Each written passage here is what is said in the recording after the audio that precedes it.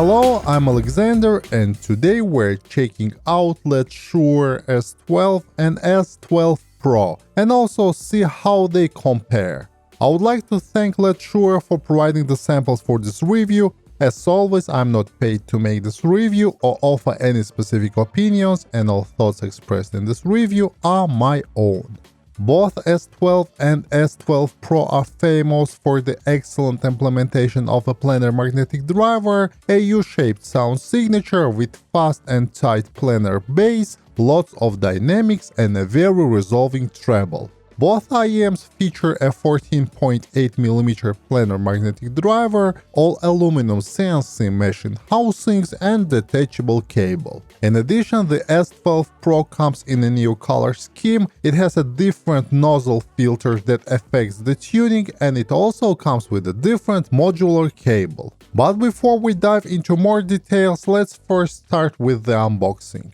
Both IEMs come in stylish medium-sized boxes. The differences between the boxes are minor. The contents of the box are almost similar for both models, and they include the IEM's 1.2 meter long detachable cable, 6 pairs of silicone ear tips, including 3 pairs of so-called balance tips, 3 pairs of foam ear tips which come with their own storage box, a nice carrying case, warranty card, QC and context card, and a product catalog. The impedance of both pairs is 16 ohms and the sensitivity is 102 dB. The main difference in this department is that S12 cable comes either with 3.5mm or 4.4mm connector termination, while the S12 Pro comes with a modular cable with interchangeable connectors. Of course, the connectors are also included. Another difference is the balanced ear tip color, which is different for S12 and S12 Pro. The rest of the accessories are the same. Now let's talk about design and build. S12 comes in two colors, Nebula Gray and Frosted Silver. The S12 sample in my review is Frosted Silver. The S12 Pro, on the other hand, comes only in just one color, and that's blue. If you ask me, the best looking one out of the bunch is still the Nebula Gray. The shells have a minimalist appearance and are made out of aluminum alloy that is CNC machined. The faceplates are matte and there's a small square section with silver edges that sticks out of the faceplate. Despite having quite an unusual triangular type of shape, I'd say that S12 really stands out in the ocean of IEMs, and it's surprisingly ergonomic too. The shells are also lightweight and well polished, so finding a comfortable fit should not be a problem at all. The nozzles are also made from aluminum alloy, and according to the manual they are 5.9mm in diameter. There's also a metal mesh at the end of the nozzle and a lip that helps with ear tip retainment. The nozzles are on the shorter side and might cause some fitting problems for some users. The main difference in the build between S12 and S12 Pro are the shell color, filter type, and nozzle mesh type. The latter difference can be seen with the naked eye. Overall, I like the minimalist look of both IEMs. It's not only aesthetically pleasing, but also practical and feels durable. Now a couple of words about fit and comfort. I spent quite a lot of time with both pairs, and in most scenarios they were comfortable with no differences between the models. The IEM shells are well polished and there are no sharp edges here. In addition, the finish is matte and it resists the fingerprints well. The S12 and S12 Pro shells are equal in size and can be described as medium-sized shells that have a very natural and ergonomic shape. In my case, the fit was good, but if you have very small ears, you may struggle with the fit. But I need to point out that due to the shorter nozzle, the fit can be challenging for some people, especially with stock ear tips. I myself had to do some tip rolling before I found a couple of ear tip pairs that really helped me to achieve a good fit and seal. But again, I have large ears and quite a wide opening of the ear canal, so your mileage may vary.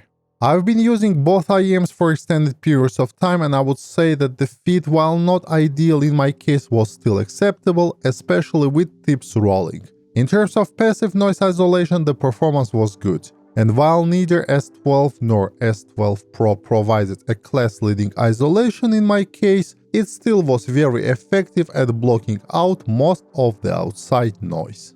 Now let's look at the cables, and that's where the significant accessory difference between the models lies. The S12 can be ordered either with 3.5mm or 4.4mm cable, while the S12 Pro comes with a modular cable that has interchangeable connectors. Letshuoer also included all three connector types with S12 Pro, the 2.5mm balanced, 3.5mm single-ended and 4.4mm balanced. On the other end of both cables we have 0.78mm 2-pin connectors. All connectors on both cables are gold-plated, while there is no typical L and R channel indication markings on the connector. The bases of the right 0.78mm connectors are red in color, so this helps with channel navigation. The cable has also a metal splitter and soft pre-molded ear hooks. Overall, I liked both cables that come with these IEMs, and I especially like the modular cable that is included with S12 Pro. It takes seconds to interchange the connectors, and it gives a lot of flexibility to the listener. Now let's talk about the sound. First of all, please note that all sound impressions I'm sharing on this channel are completely subjective, so please take them with a grain of salt. Before throwing my main decks and amps in the game, I always use my old and trusted Galaxy S10 phone as a starting point. With S12 and S12 Pro, I'm happy to report that my phone didn't have enough power to make them really shine. The impedance of both pairs is 16 ohms, but they're still not very efficient, rated at 102 dB, so at least a basic deck amp is highly recommended. It's also important to mention that S12 Pro uses a different filter in the nozzle that affects the tuning, and I will be breaking down the difference between the models as we talk about bass, mid-range and treble further in this review. As usual, we will start with the bass. Planar magnetic drivers are one of the main selling points of S12 and S12 Pro, and I think this IEM has one of the best implementation of microplanar drivers we currently have on the market. The bass is well controlled, tight, fast and well extended. The mid-bass is more dominant on this pair, so you should not expect too much sub-bass rumble here. But this is a type of bass I call complementary. It's always there when you need it, but it's never bloated or muddy. The bass is quite informative and detailed too. The whole bass range sounds good, and the tracks that have a lot going on in the low register don't sound muddy, which is also good. But if you're a bass head, you need to look elsewhere, as even with EQ, this IEM is not near any bass head levels. The main difference between S12 and S12 Pro in this department is that S12 Pro has a more pronounced bass, especially the sub-bass region. The difference is just a few dB, but it's enough to make an audible change, especially when you compare them against each other.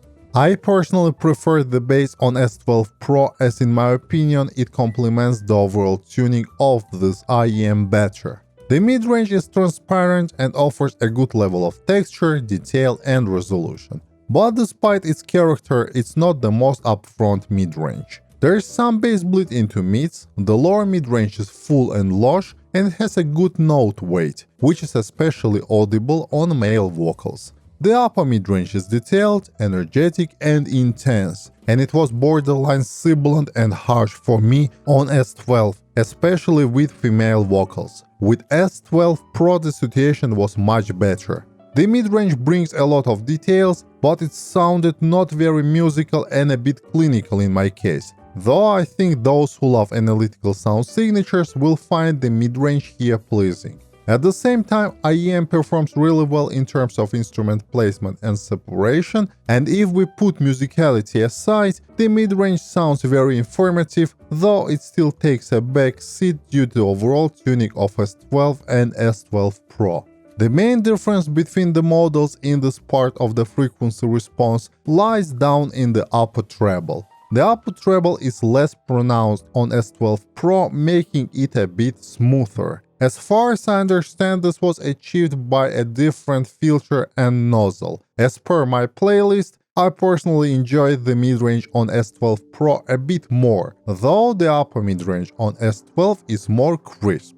The treble is the star of the show here. It's got a great extension, energy and sparkle, but lacks some air. Prior to testing S12 and S12 Pro, I heard some complaints about metallic timbre and brightness of S12 in the audio community, but in my case the timbre was accurate. Though the brightness is there, and if you are a treble sensitive person, both S12 and S12 Pro can be a bit irritating. But again, in this case, I think the upper mid-range might not suit your tastes as well. The whole treble region resonates with clarity, but as I already mentioned, it lacks a bit of air. Most elements stand out with distinct precision and impact. The treble also got a good amount of energy, offering a crisp rendering of the details and nuances. Micro details are excellent for this price bracket, and with well-recorded music, the S12 and S12 Pro treble reveals itself as exceptionally detailed and transparent. The differences in treble between S12 and S12 Pro are subtle, and treble on S12 Pro is slightly less energetic. This paired with the less pronounced upper mid-range creates an overall smoother presentation. Now to the soundstage. The S12 soundstage is above average in width, but not very deep or tall, and there is no difference in soundstage size between S12 and S12 Pro.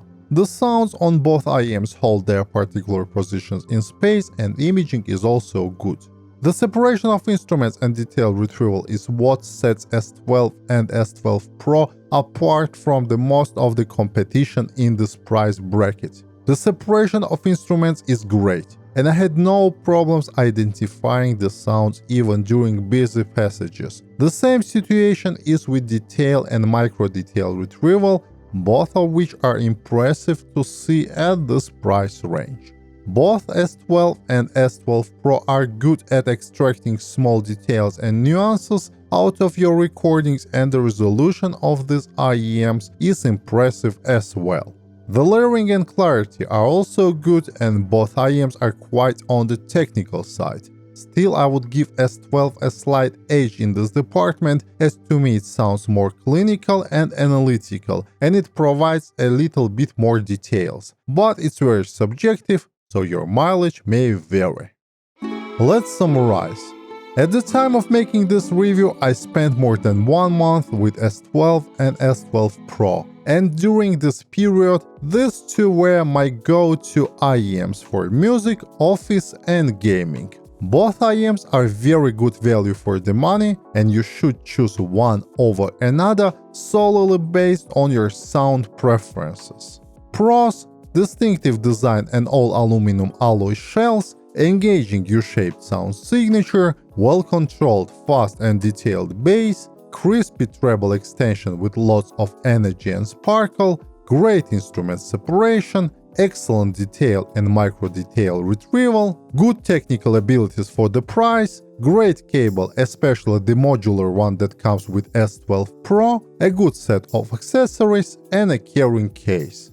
Cons: the upper mid-range is borderline sibilant, especially on S12. The mid-range is slightly recessed on both IEMs, and both IEMs sound a bit clinical on occasions.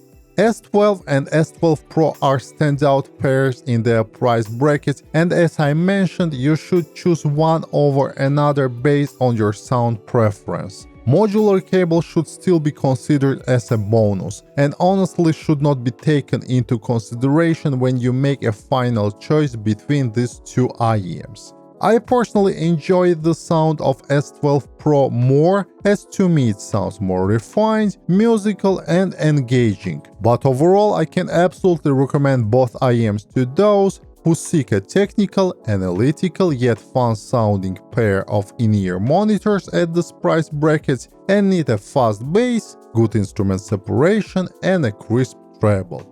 Alright guys, that's all from me for today, and I hope that you enjoyed this review. If you want to see more content like this, please consider subscribing to my channel and click the bell icon to receive new video updates. See you in the next episode. Goodbye.